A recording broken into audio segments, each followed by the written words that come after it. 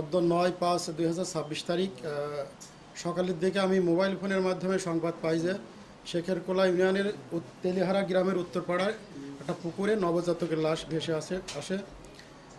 বিষয়টি জানার পর আমি আমার মোবাইল টিমকে তাৎক্ষণিক ওখানে যাওয়ার জন্য নির্দেশ দিয়ে কিছুক্ষণ পর আমিও রওনা করি। গিয়ে দেখি যে একটা পুকুরে নবজাতকের লাশ আছে। তো লাশের গলা কাটা আছে। আমার আয়ু লাশের সুরতাহাল করে আমি ঘটনাস্থলে উপস্থিত থেকে এবং আমার টিম নিয়ে এই ঘটনা কে করেছে সেটা শনাক্তকরণের জন্য চেষ্টা করি, এলাকাবাসীর সহযোগিতা কামনা করি।